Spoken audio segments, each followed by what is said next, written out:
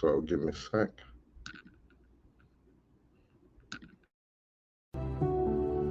A major form of grief that's rarely discussed is solo parenting. It can sometimes feel like a trap because we have got to do everything ourselves. This show is dedicated to all the chief cook and bottle washers out there, the ones that are parenting alone. I'm sharing my 8 years of experience and bringing on other solo parents and experts to offer opinions, advice, and tips that can help solo parents navigate both their lives and the lives of their children. The show's live streamed on Facebook, Instagram, LinkedIn, and YouTube on Thursdays, 8 p.m. Central Time. Solo parents, this is a chance to receive valuable information that can help you better manage your solo parenting journey.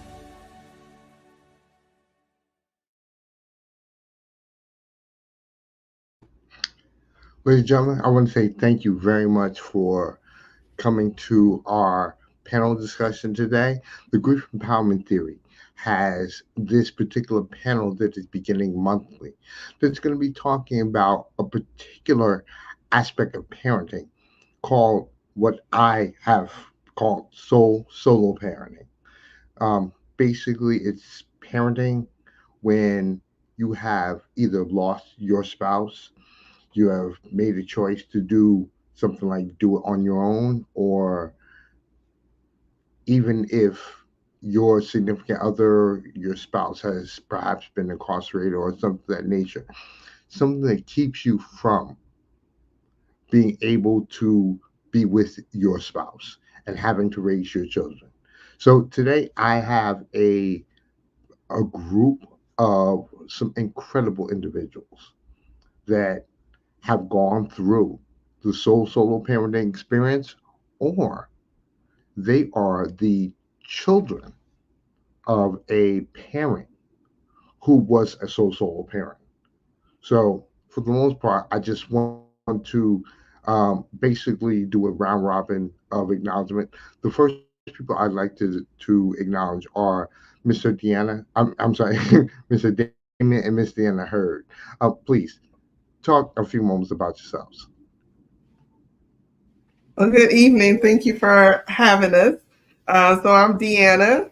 I'm Damon. And we are, although we're newlyweds, but prior to us getting married, we both were widows and had to embark on the journey of solo parenting for the first time after myself being married for 15 years. And I was married for close to 10. And so we're, thank you for having us on. We are a blended family of seven. If you include the dog. Yeah.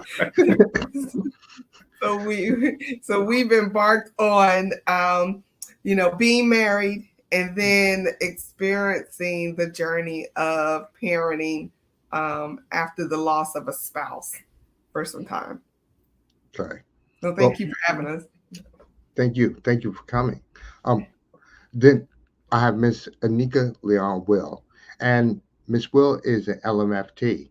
And please explain to the audience about your particular journey. Good evening, and thanks so much for having me.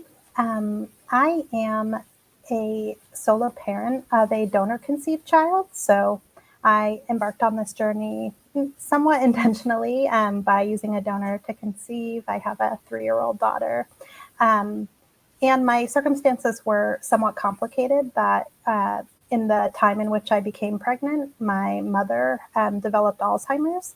And so I am both a solo parent and also the primary caregiver to my mother. So sort of managing like a sandwich generation role in doing that dual caregiving. And as you said, I am a licensed marriage and family therapist in the state of California. So yeah, it's nice to be here, and thanks for opening up this space. Thank you. Again, thank you for coming. Morgan Clark, please tell us a little bit about yourself. Yes. So by the last name, I'm sure you can can assume that I am Jay Lewis's daughter. I just refer to him as Dad. I am a JD candidate at the University of Connecticut School of Law. I'm in my first year of law school, so it's been about 3 weeks of kind of tumultuous studying. But I am, as my dad said, I'm the daughter of a sole parent. My mom passed away when I was 14 years old, and we've kind of just acclimated, I think, to a lifestyle where he's like my caregiver. And now that I'm 23 years old, it's kind of time to flip the roles a little bit. So thank you for having me. No problem at all. But hey, like I said, it's always good to know that your child will be there to take care of you eventually. So it's a good thing. Please, Dr. Jason Murphy, tell us a little bit about yourself, sir. Well, good evening, everyone. I'm Jason Murphy, and on my day walk, I go by Dr. Jason Murphy, and I am a testimony to grace, grace and mercy and family got me through some very difficult times, and with my daughter, and back in 2015, my first wife, Andrea, was diagnosed with a very aggressive form of ovarian cancer. And I was in the middle of finishing my doctorate, as well as also working on a chief business official certification at the same time. And we went through a very difficult journey of her last 2 years of life, caring for her, fighting for treatment for her, dealing with the healthcare system, as well as caring for, at that time, a 4-year-old. And when her mom passed, she was only 5. And then I went on the journey of being a single parent. I completed my doctorate the year after she passed and raised my daughter for 3 years until I was blessed to meet my current wife, Stephanie. And now we have a blended family of 5, including an adopted daughter that Andrea and I took in, my daughter with Andrea, and then Stephanie brings Matthew into my life. So I have a son now, and then we have 2 children together, Alice, who is 2, and Sam, who is 4. So I'm very blessed, and my life is a testimony to how good God is. And so nice to be with you all. Thank you for the opportunity to share. Thank you. Dr. Annette Athy, this young lady is a grief specialist who works with parents and children that are navigating their particular soul journeys. Please elaborate a little bit further on yours. Well, thank you. I appreciate being part of this panel.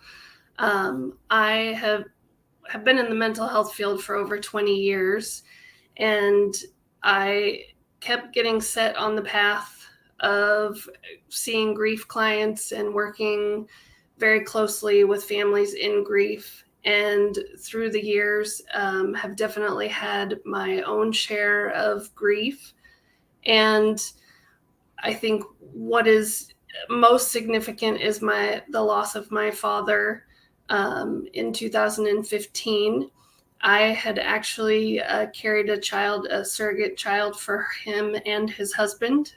And so when my dad passed away, that left their 2.5-year-old, who was being raised by a sole parent. And he really struggled. My dad was the one who was more of the caretaker. He was the stay-at-home dad. And so that kind of switched her world upside down, switched his world upside down. And in that transition, it meant we became parents of her instead of the intended surrogate role, which was supposed to look different, or at least so we thought. And so she was 2.5. And as most of you know, because you've been through this, you know what those conversations with a 2.5-year-old looks like. And it was literally one of those. She went to sleep. He read her the bedtime story. Everything was normal. And she woke up and he was gone. And so not only navigating my own grief. My dad was my best friend, but then navigating the grief of my 3 children who were dealing with the loss of their grandparent that they were very close to. And then my daughter, who suddenly was now back in my home and dealing with her own grief of losing her dad and her life looking completely different. And so out of those experiences, I've actually created a quiz called the Grief Storm Quiz, because what I've noticed is there are patterns of grief in children. And I have equated them to 5 different storm types, because for kids that grief pops up and it is there for a little bit and then it pops back out and things appear normal, or they go back to their play and then the grief pops back up again. And I've found that the conversations with parents really make sense when we equate their patterns of behavior to these storms.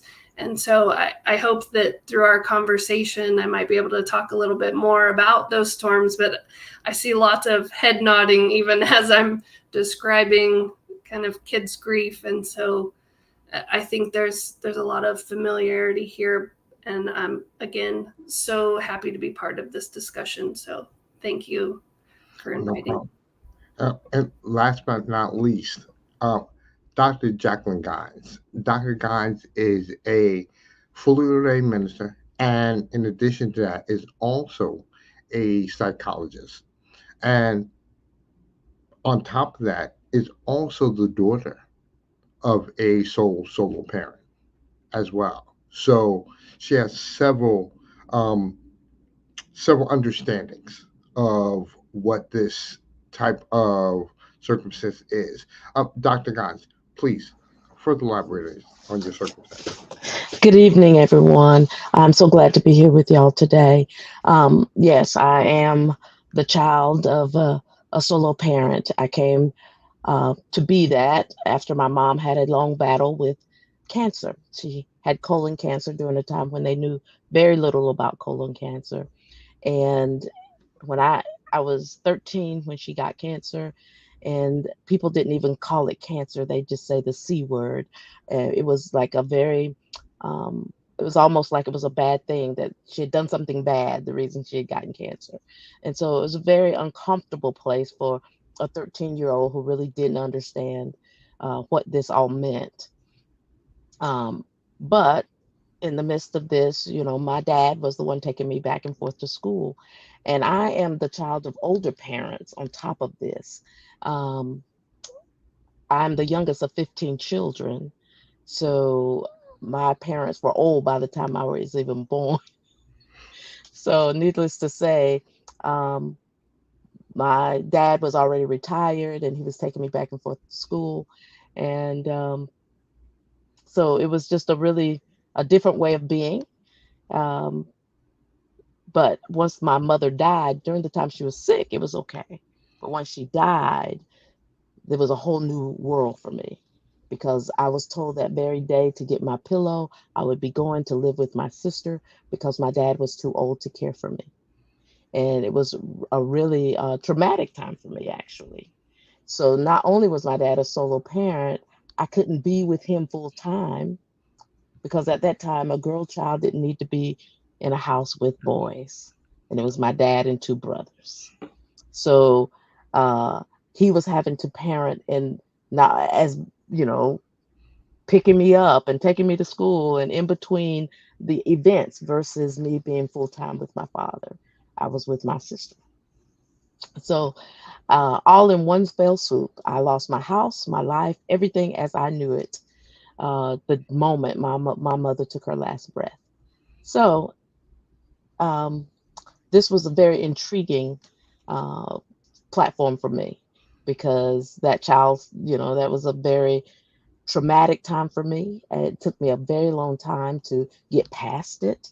So understanding that at that time, no one told me about stages of grief and what that meant, and why I was so angry, and why I was so sad, and why I was going through all these different emotions And I was also a 15-year-old going through a bunch of emotions. So, so Okay. needless, with all my hormones raging and all the things that were going on, here I was still, I was going through some of the worst grief I had ever known. And it wasn't until I actually crashed that I actually found out. And that was freshman in college when I actually had that moment when the weight was too heavy, everything was too heavy. And my counselor at that time said, "Come to my house and sleep over here tonight." And she spent time with me to understand that I was in depression and I was in a very deep grief. So, You know, first off, all of your stories are absolutely amazing because where you are right now, in comparison to where you were, it's a night and day circumstance. And the one thing I want people who are navigating this to know is that even though there are dark times, at some point it becomes a ray of light. Like I said, you know, through the through the blessings of God, you know, the creator, whatever you want to choose to call him, understand that there are avenues.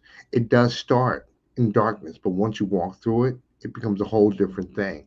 Um, do me a favor, uh, Damon Deanna, please tell your amazing story. The reason why is because it's literally that ray of hope that I was talking about earlier.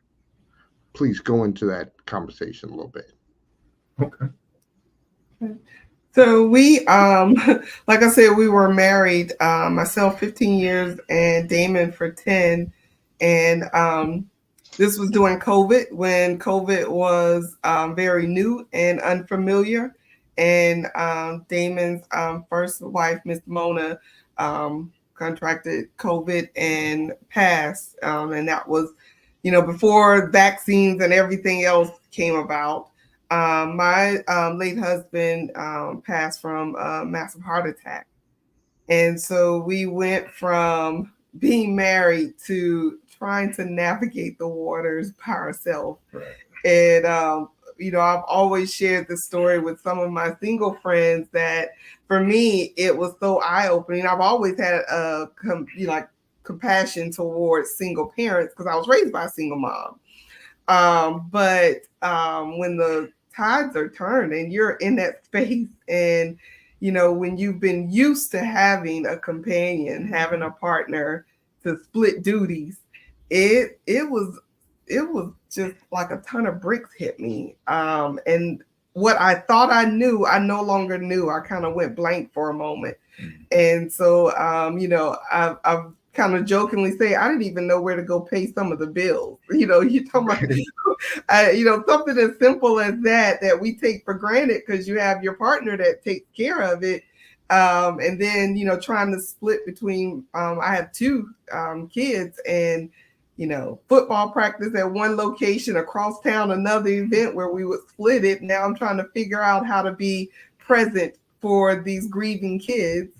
And it was quite challenging. So it gave me a whole different perspective on parenting and those that have to do it by themselves. Yeah. Completely eye-opening. Yeah, for me, it was definitely a shock because with me and my late wife, we had very traditional roles. She was at home. She was a caretaker for my son. I was the one that was working and everything like that. And so those roles were there. When she passed away, it was like, okay, how am I supposed to do this? I was in a whole new area because I wasn't the one who would be the one that would hug him up if he was having issues, or I wasn't the one who would play the silly games and do the silly songs with him like my late wife would do. I wasn't the fun one.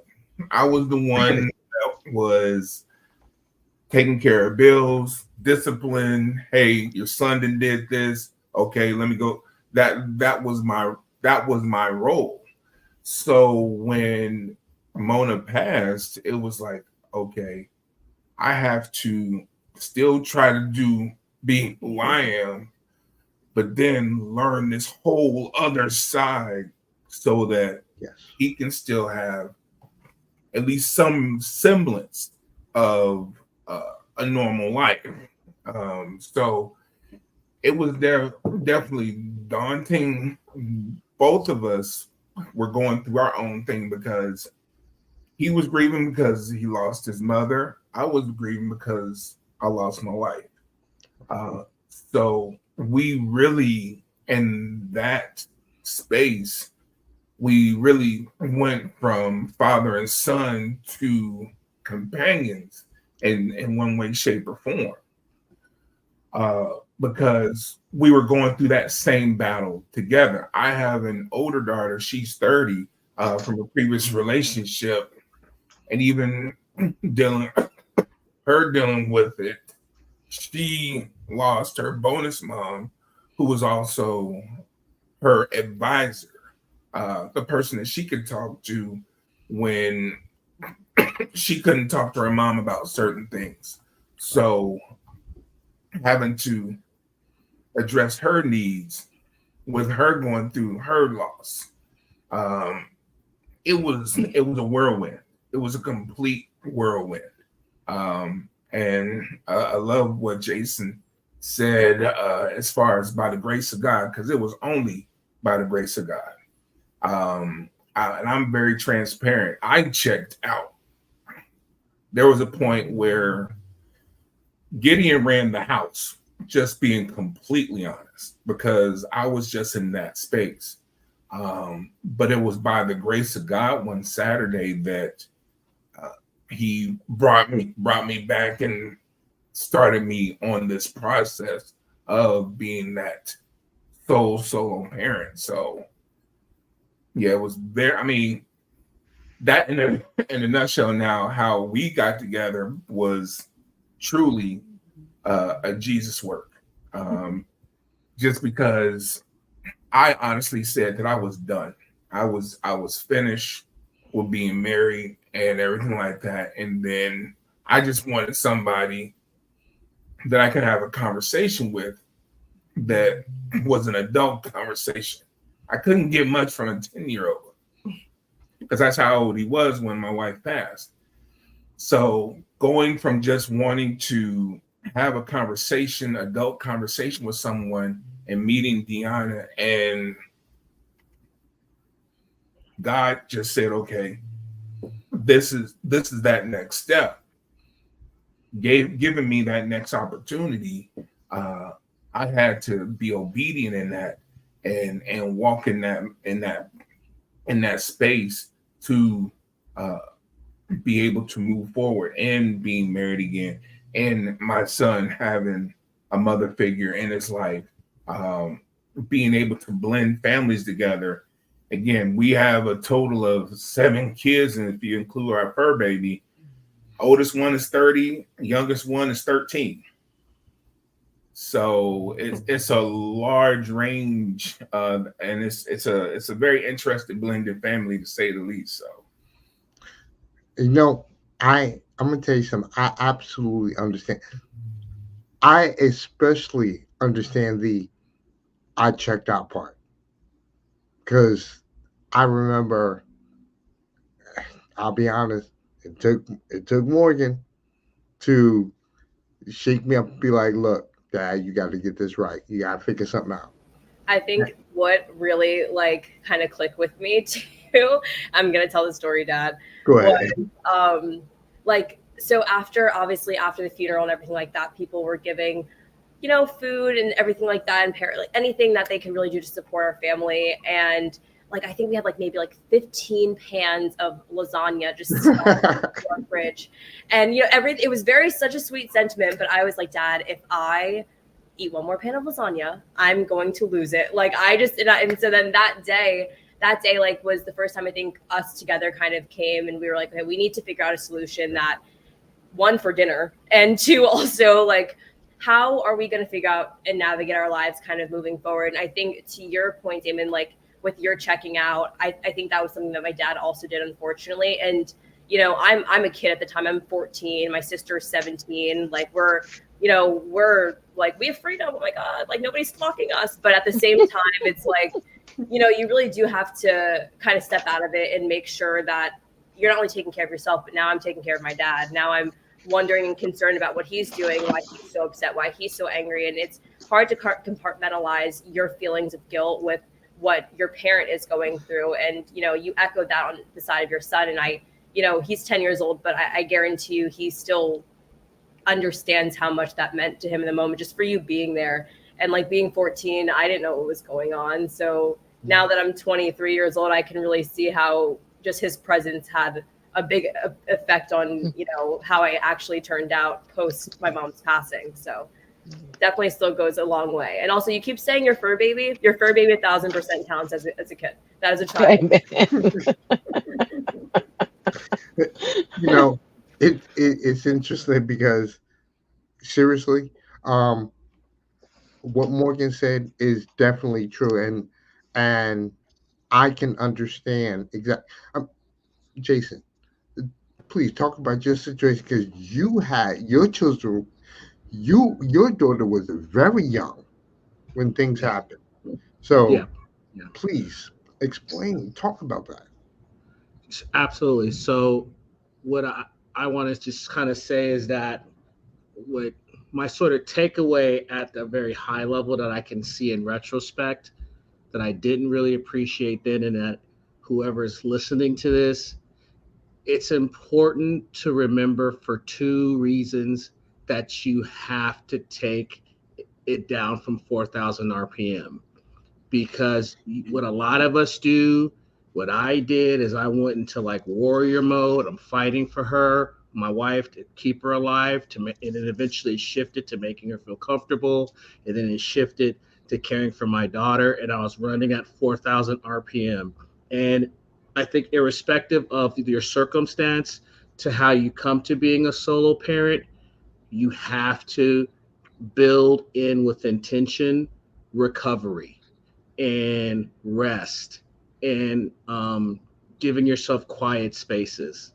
And I did not do that very well. I was very, very blessed to have my mother, who is also cousin Johnny's cousin, come up and stay with me for almost a year through Andrea's convalescence and after she passed, because I did have not a full checkout, but I had like moments of checking out. And I was blessed to be able to do that because I had a safety net of my mother being there.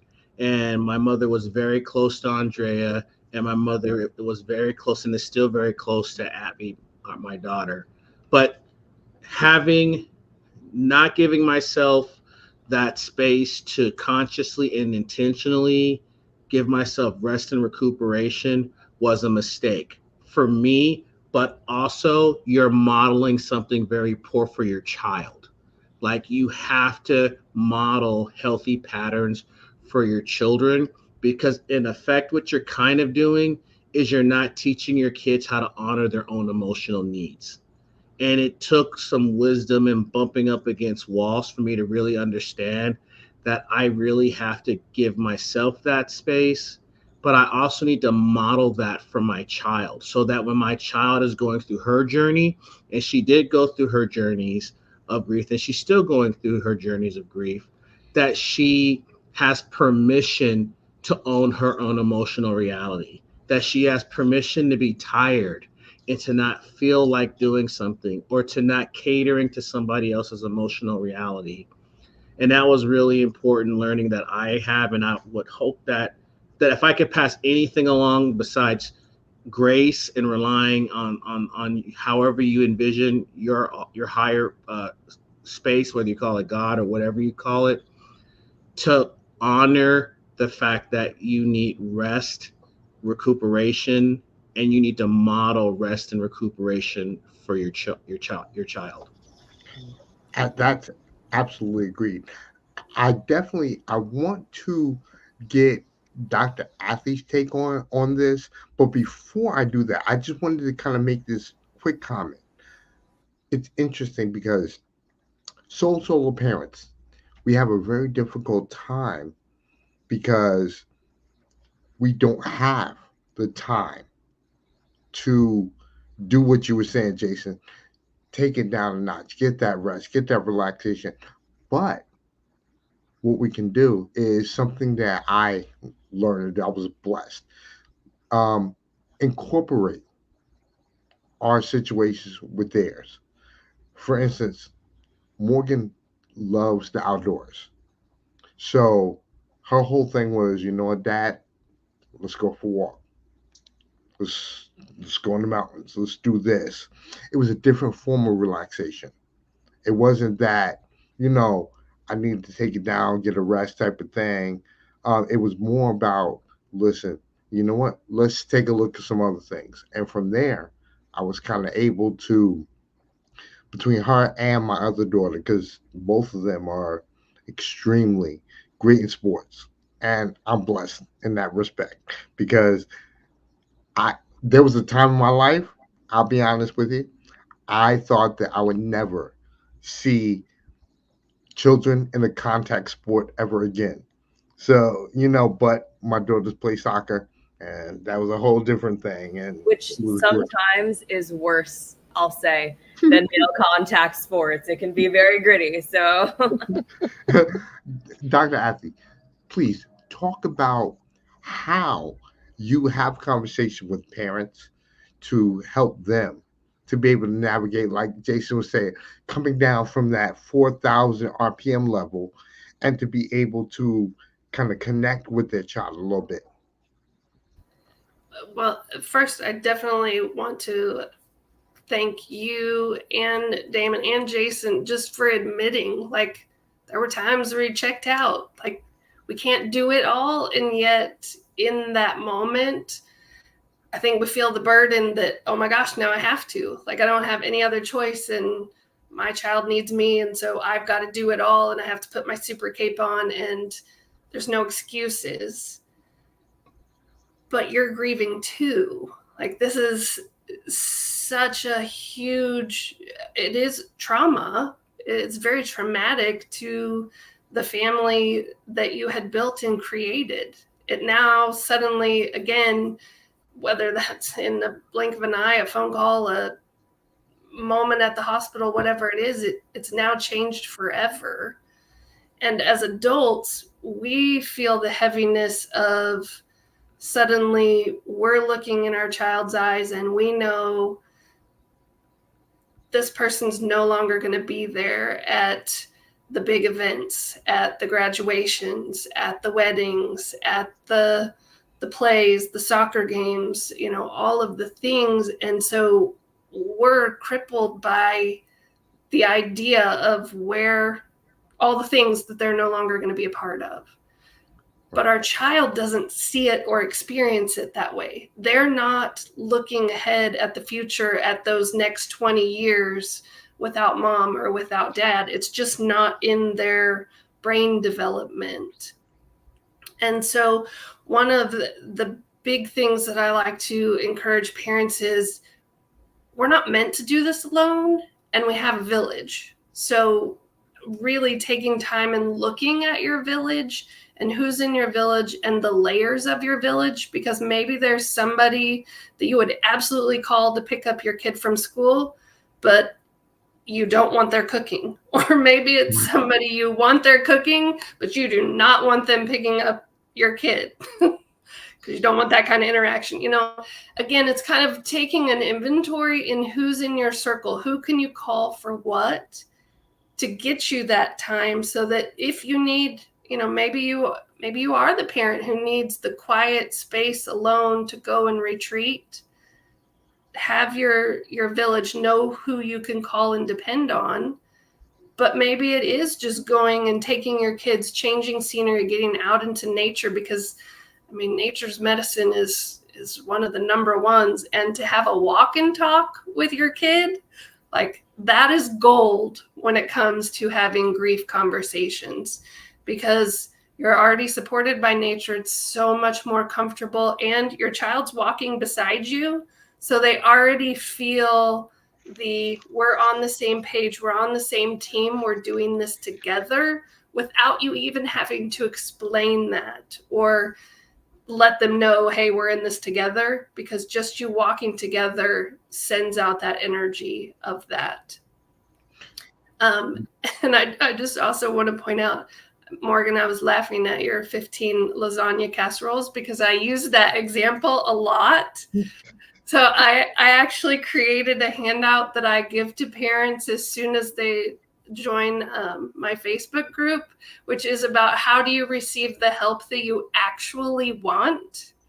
Because nobody wants 15 lasagnas. And if your kid hates tomatoes and spaghetti sauce, like, they're not eating it. Like, it's a wonderful, warm gesture, and it was easy for you to make, but that nobody's going to eat it. Nobody wants a deep freezer full of casseroles. And so in the template that I created is to actually walk you through, like, what kind of help is actually help for you. Is somebody coming in and helping you with folding laundry once a week because you can't manage 5 kids' laundry in addition to all the other solo parenting things you're doing? Is it walking the dog because now you're going to all these different activities and the poor dog is just stuck at home all the time instead of getting the morning walk with your wife?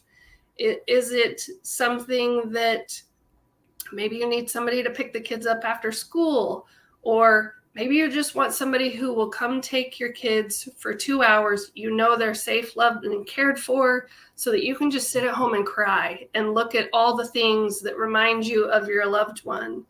Like, I think it's just so important that we know how to ask, because everybody steps up in the beginning and says, how can I help? And we're so paralyzed and stuck in survival mode, because when I hear the word checked out, to me, that is survival. You're in survival. You can't make decisions. And you know that there's 1,000 things to be done, but you can't even begin to pick out or label one tiny thing that would be helpful. And so you're like, okay, yeah, I'll call you. And then when it comes to, you're like, oh, I could call somebody. Then it's like, oh, well, they're probably busy, or they might not be able to. And we suddenly make all these excuses, and then we're back in doing it all by ourselves. Where if we know the people in our village, they do want to help, but they're stuck in their own, I don't know what to do. I don't know how to help. And so they're looking for your guidance, and yet you're in a place you've never been either. So you don't know how to help them, and they don't know how to help you. And you know what? It's interesting because that is the weirdest situation, because it is a duality. And as a matter of fact, I actually wanted to ask Dr. Davis, because there is you got to find out who your tribe is. Because what's interesting is your tribe shifts over time. The people you think are going to be there, they're not going to be there. And mind you, at the funeral, everybody says they're going to be there. But when you make that phone call and that one person says, I can't do it this week, in your mind, you feel like everybody can't do it. Everybody can't help, you know, and you have to learn how to do things yourself. And it's weird because at a certain point, you have to learn how to do some things. Like I said, with me and Morgan, for me, it was cooking. Learning how to do that. You know, it was beneficial for the girls and myself because I learned how to eat, you know. And the other thing was the fact that it actually was kind of cathartic for me. I could put on my headphones and just chop up some onions. Nobody was bothering me, you know, and I didn't have to concentrate on my wife's loss. I could spend time just kind of being into myself, and then it kind of also gave me a sense of feeling that I can finally do something, you know. And Mhm. what Dr. Davis, I wanted to ask you, because I know from a psychological point of view, or even from a ministerial point of view, when you speak to, some people who have gone through similar situations, what are some of the things that you talk to them about? How do you help bring down that 4,000 RPMs? Well, it does take a village, and I'm glad that we're having that conversation about it taking a village. Over the last 8 weeks, I've had seven funerals, and so a lot of grieving people in my sphere right now. Um, and a, the thing about having lost someone, there's so much work that you need to get done in a short period of time in the midst of all of your grief. And and see, so it's really a kind of a crazy place to be. And I was just talking with someone today, and she was talking about how she was having to get the lawyers and all the paperwork and all the things that were uh, she didn't even have time to grieve properly for all of the work that she was having to do. And so I think um, my thing with her was that, guess what, you don't have to get it all done today, because sometimes I think we think we have to get it all done, and let me just get past, let me clean out the closet, let me hold on, you don't have to try to do it all, because she was trying to get clothes out of the closet and this. Let me just get to the end of this and I'll feel better. And I think sometimes we have to allow ourselves to sit in that place and say, hey, this is, I can grieve the way I need to grieve. I do not have to be by somebody else's standard of what grief is, because grief is different for every last one of us. And I really try to express that with all the people that I spend time with, because they say, oh, I know that we're not supposed to grieve like people, who don't know the Lord and those type things. I try to, because we have a whole lot of things that we say at the church, but I want people to understand that your grief is as different as every person is different. So therefore, everybody has to go through their various stages of grief. Whereas for me, I spent a lot of time in denial. I spent a lot of time in that first stage. And even though my mom died when I was 15, it wasn't until I was a freshman in college when I realized, hey, she's gone and she's not coming back. And when that happened, I crashed. And so I try to help people to navigate those stages in healthier ways than what I was allowed to do at the time.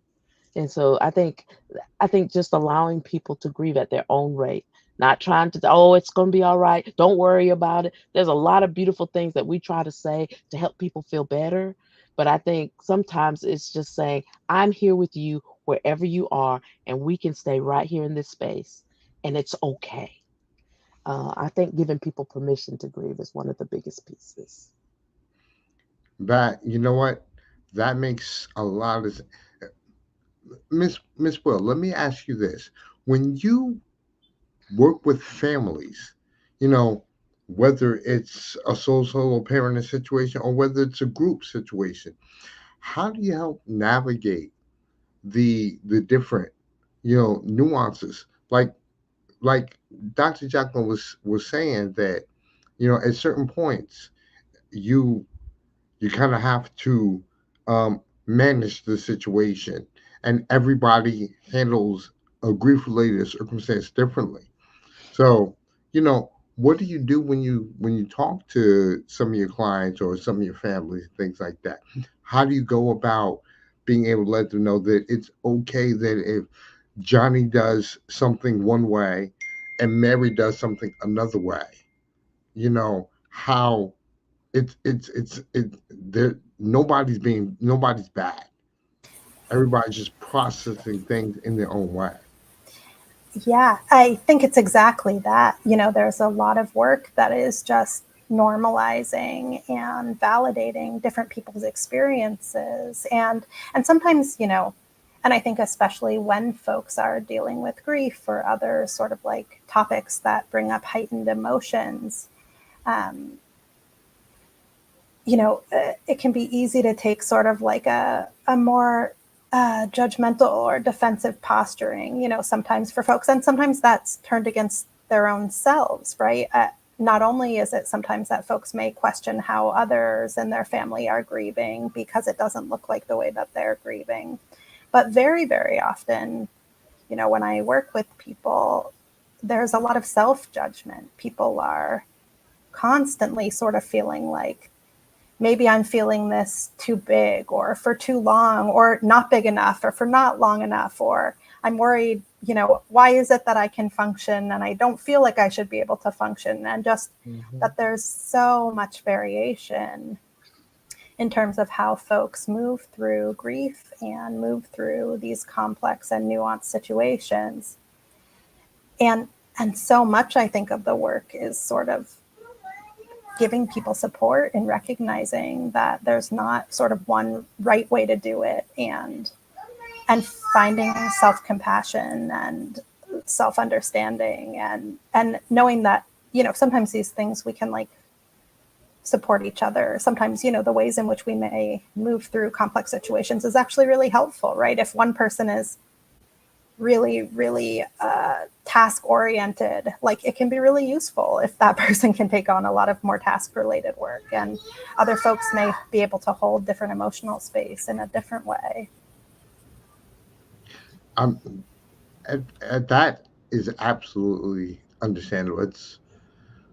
It's a great way to look at it because, again, grief is personal to everyone.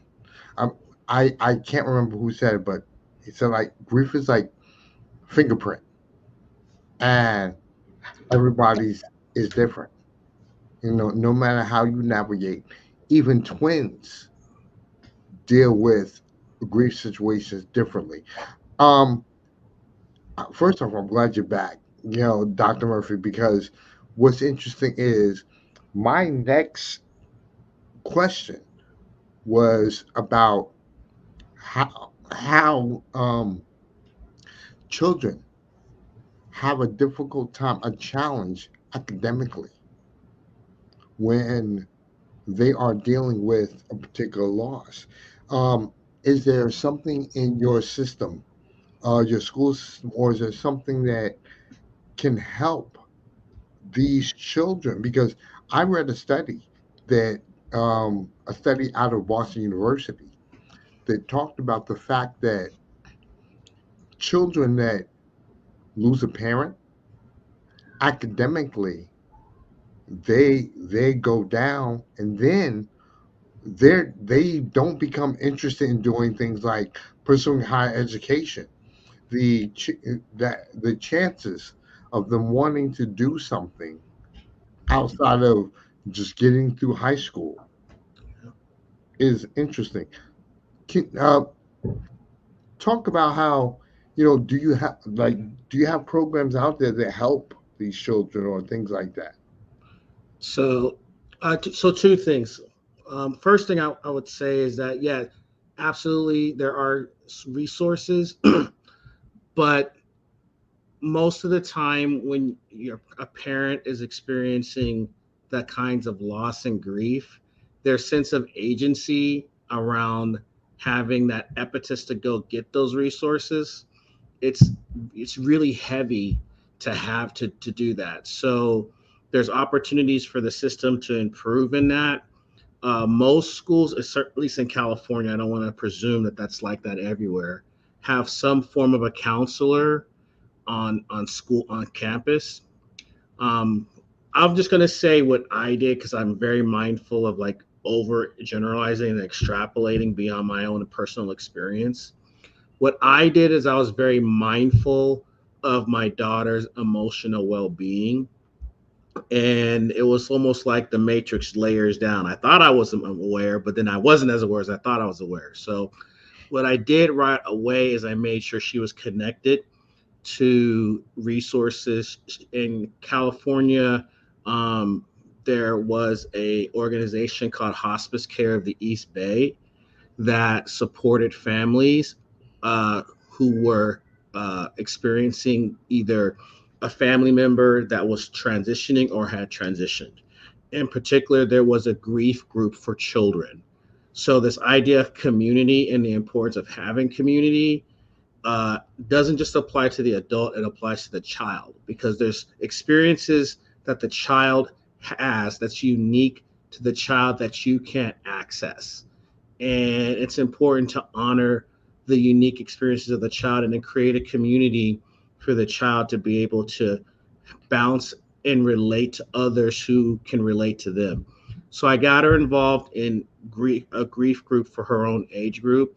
I also got her involved with a therapist, and that person did some trauma work with her, and episodically as she has needed. Even now, almost 7 years later, she still has access to a therapist, and she sees a therapist on a regular basis. Um, the school system, I would say, it needs to continue to improve in that. So that's certainly an opportunity for continued growth there. There are resources, and a lot of times when a school is made aware of loss, they will take steps to offer that work. But what I will say is that it's an ongoing process. And what a lot of parents may not know is that you can pursue things like Section 504 for your child experiencing loss because depression is a clinical condition that is that Section 504 does cover. And so I would put that out there that parents should reach out and look into resources for that. And I can certainly send you resources that you can provide to your listeners around that. Excellent. The other, Thank you.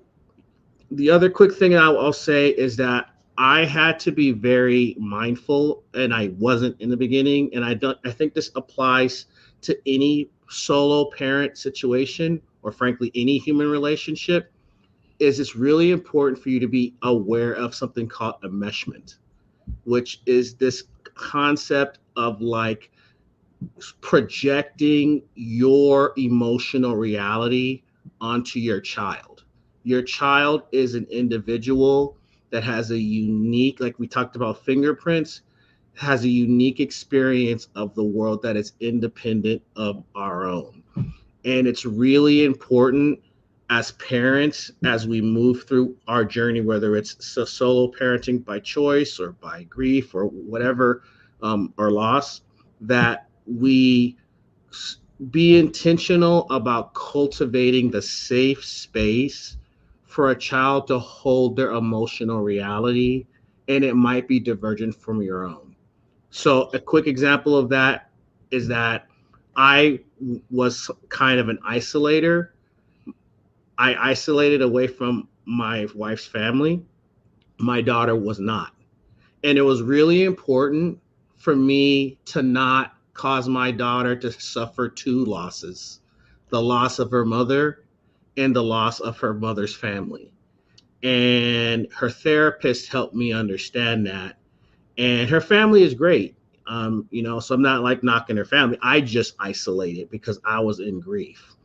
So just this idea of enmeshment and this idea of allowing your child to have an emotional reality that's apart from yours, because sometimes your child's not going to be sad when you're sad.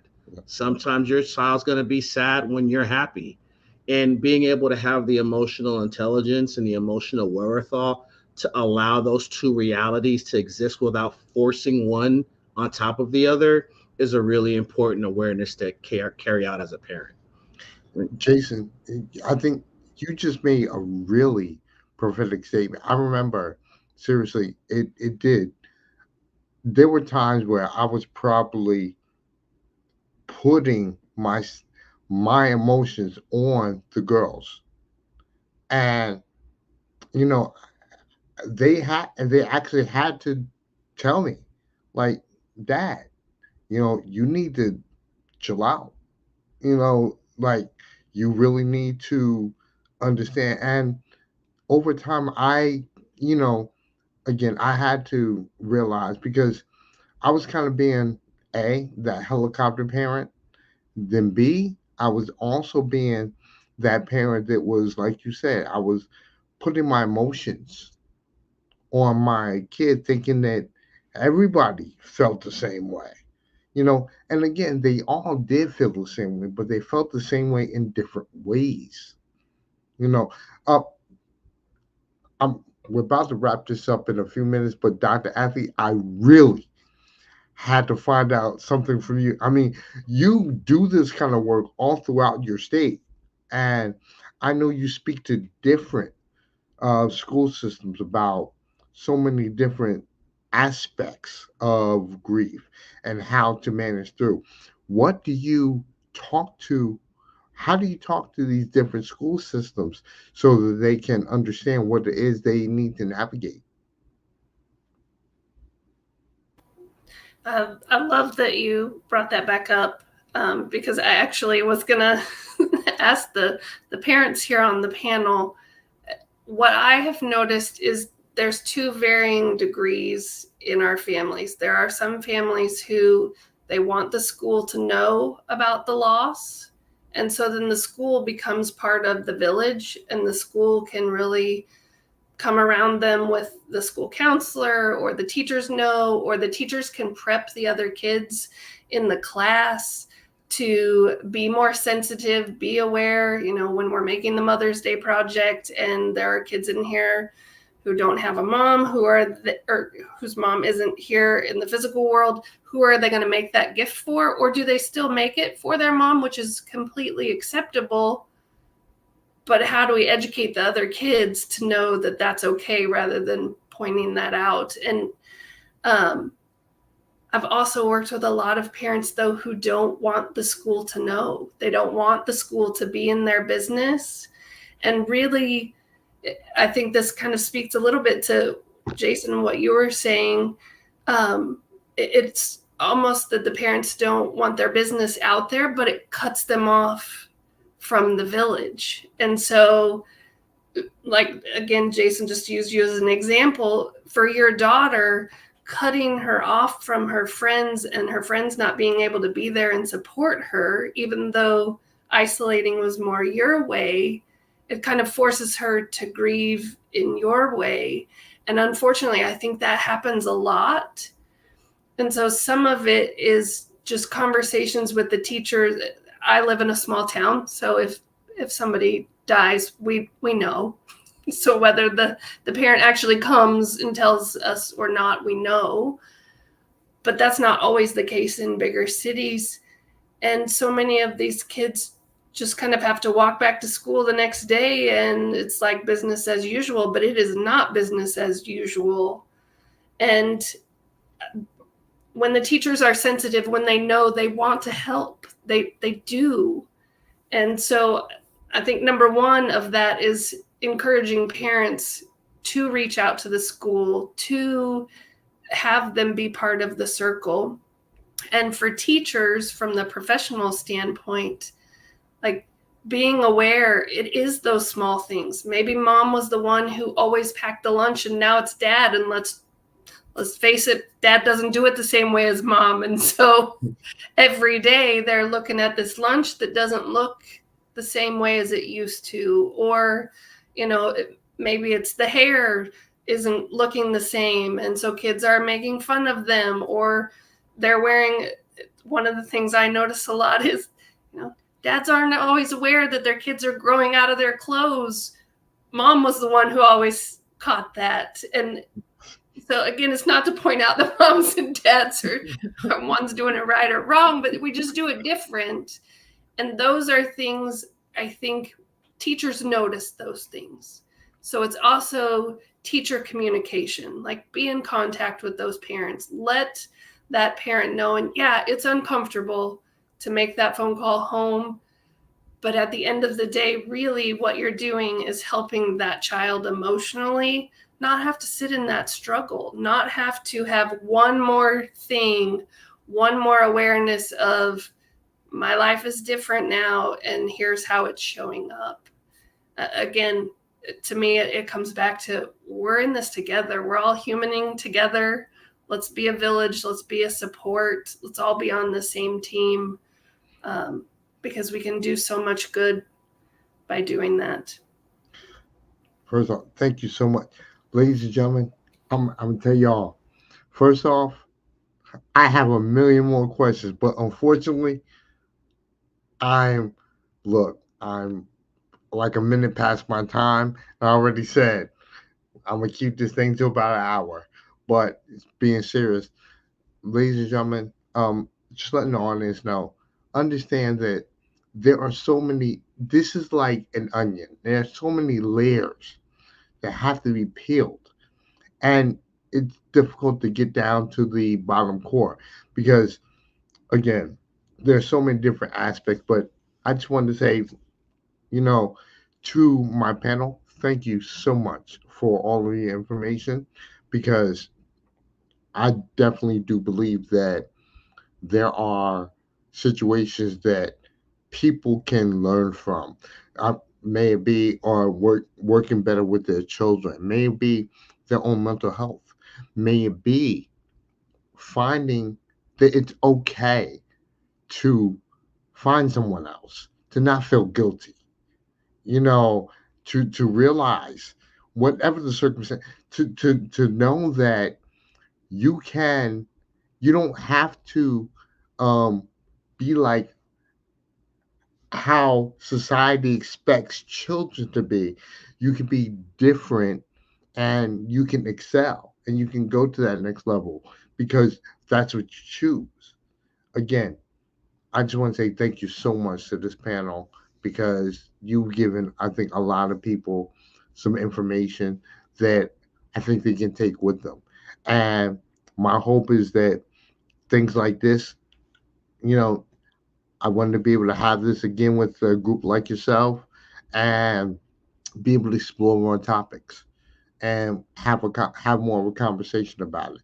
But again, ladies and gentlemen, I just want to say thank you all very much for attending this solo parenting panel for the grief empowerment theory. I'm Jay Lewis. I just want to say thank you so much. Again, have a great day. Thank you. Thank you for having us. Hey, Yeah. I just ended the stream, but everybody, thank y'all all so much. I mean, it Thank was you. truly a blessing to do this, and I do want to be able to look at doing something like this in another 2 months and having more questions because Wait, I that have was so great. many Sorry to more interrupt you. questions that I just wasn't able to broach. There are questions for you, Dr. Guys, that I had. There were so many questions I Yes. have for you, Anika. I mean, it was literally same thing. I mean, Damon, Indiana. I'm gonna say this real quick. Like I said, what's interesting is a lot of You're still streaming. Yeah, I was gonna say it You're still says still live streaming. chat. oops. Okay, now send it. My bad. Okay. Oh well, hey, you know what? People got some extra information. Still You know, streaming. You're Yeah, still live. You're still yeah. streaming. hold Yeah. on a second.